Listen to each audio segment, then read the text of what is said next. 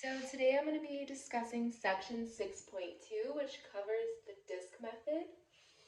The equation for the volume of a function rotating about an axis can be written as pi times the integral from a to b times r squared of x dx, which sounds like a lot, but when we do a problem it won't seem so bad. The steps to solving a disk method problem is to first graph your function, then identify your r of x, and then plug in the values into the equation. So let's get started on our first example. So let's find the volume when rotating this curve about the x-axis. We're given y equals the square root of x, told that it's going about the x-axis, and it's bounded between 0 and 4. All right, so the first step says to graph our function.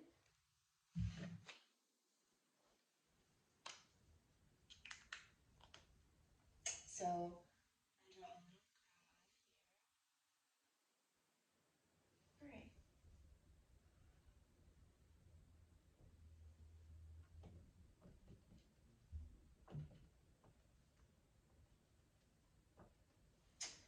All right, so we've graphed what our function looks like. This is what the square root of x looks like. And whatever it's bounded between is going to be our limits. So we're bounded from 0 to 4 in this problem. And we're going about the x-axis. So when I rotate it, it kind of creates this little disc shape, hence its name. So we can see that this will ultimately give us the volume of this shaded region. If we were to fill this in.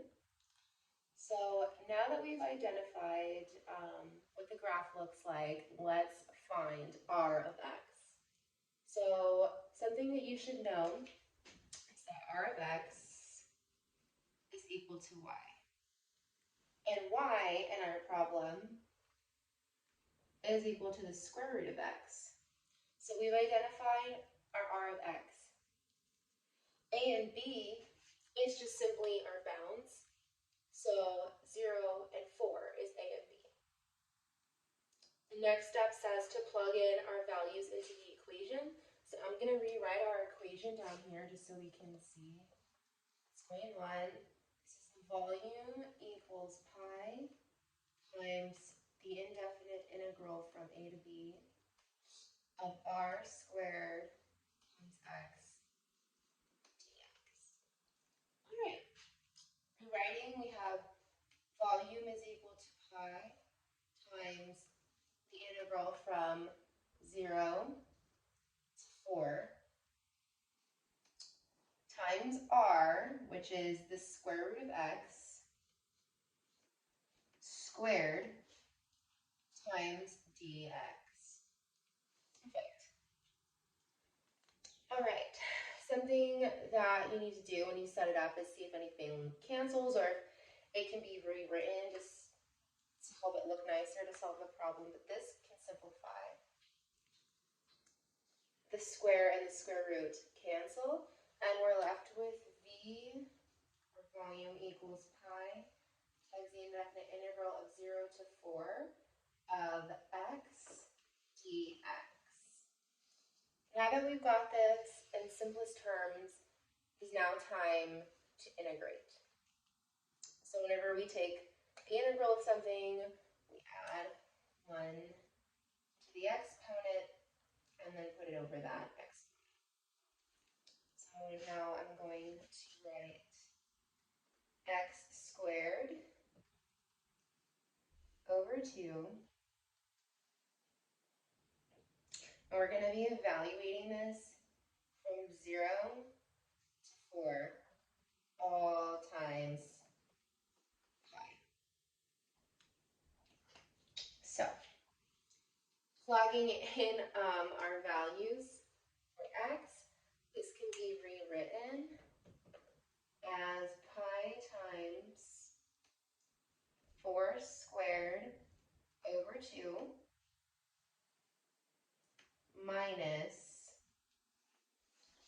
2 squared, I'm sorry, 0 squared, right, because we're plugging in our bounds, over 2.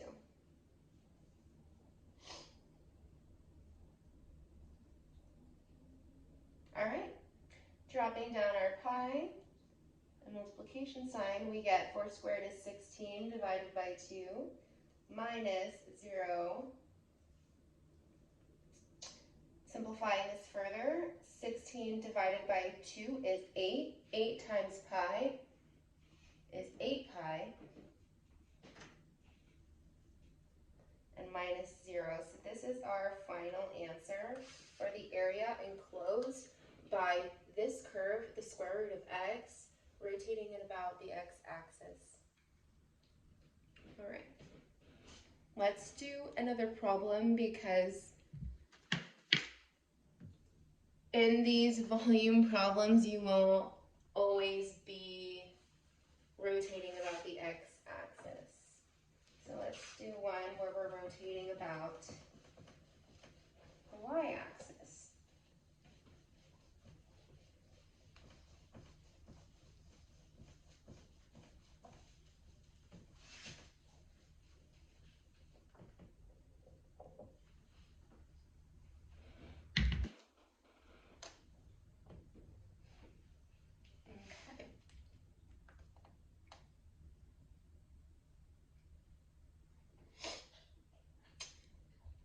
So our next example is going to be to find the volume and rotating this curve about the y-axis.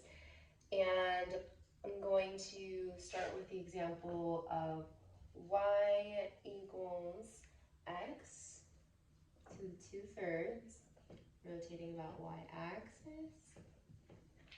And our bounds are from x equals 0 to y equals 1.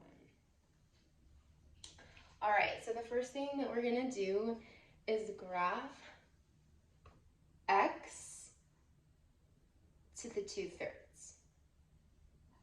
So that's gonna look like this. And you can do it on your calculator too, which is what I do, just so that I'm getting like the most accurate representation of the curve. Keep in mind that this function actually looks like this. I'm just not drawing the other side because we're concerned with the right side of the positive side of the function only. So that's why I'm only drawing that, the right side. Okay, so this is what our function looks like. And we're rotating about the y-axis this time. So I'm gonna draw a horizontal line here at y equals 1. And then here's our other bound at 0. And we're gonna be rotating it about the y-axis. And it's going to give us the volume enclosed by this region here. All right, so now that we kind of have a visual representation of what we're finding the volume of, the next step is to identify R of X. So with these problems, you're gonna want to remember that R of X is equal to Y.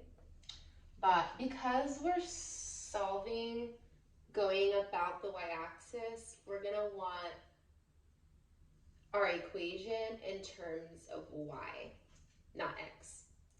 So what we do, I'm gonna rewrite it, y equals x to the 2/3. Okay, we basically need to get x by itself. So I'm gonna raise this right side to the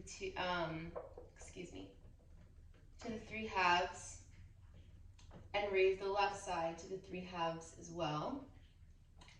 These will cancel, and we're left with x is equal to y to the 3/2. All right, so now that we have our equation in terms of y, we can go further.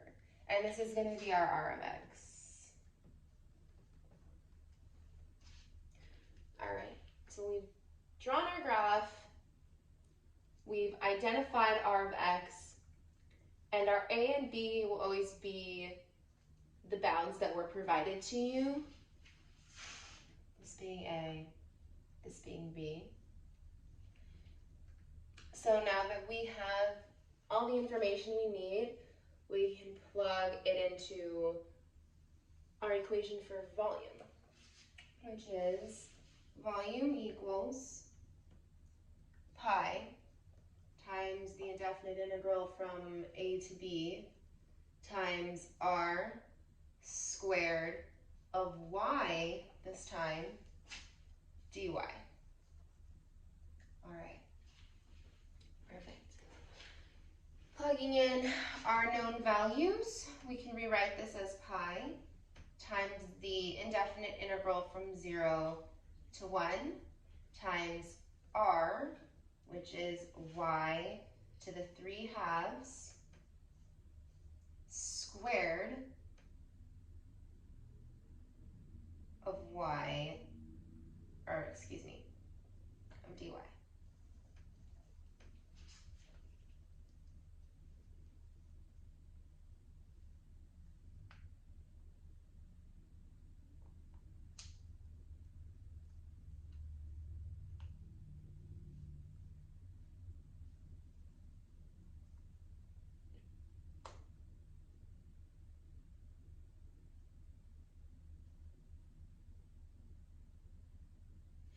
Okay, so simplifying this further, when you have a power raised to a power, you are essentially multiplying them together, but this 2 here in the denominator will cancel with the 2 here on the top, and we're just left with y cubed.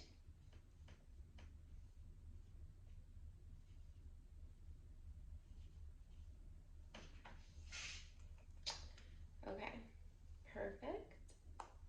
Now we can take the integral. It's like in its simplest form, so I can integrate this. There's no other way that I can further simplify y cubed. So I'm going to come over here to give myself a little more room. Y cubed, when you integrate it, can be rewritten as y to the 4th over 4. And we're evaluating this from 0 to 1. This is all times pi. So when you're doing this, you always want to put the top number in for your value of y first. So it's going to be pi times 1 over 4 to the 4th minus 0 to the 4th over 4. All right, we see that this goes or equals 0, and this is just 1/4. 1/4 times pi is just pi over 4. And that is our answer for this second example.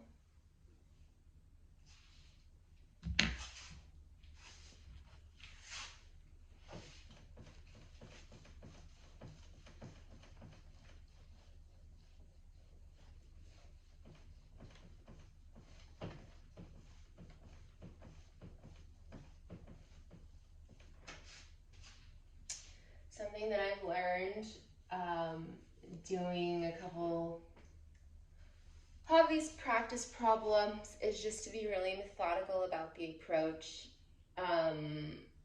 Just really following these steps. You always want to have like some sort of visual representation of the curve and what you're rotating about. Making sure that you know what r of x is. Are we solving for x in terms of y, Are we going about the x-axis or the y-axis? Because that's going to affect the way that you find your r of x. The limits of a and b, the limits are a and b, and it's pretty straightforward. You just plug whatever your bounds are into the indefinite integral. And yeah, once you have all of the information you need, you can plug it into your equation for volume. And after simplifying, integrate it, and then you get your answer after you simplify.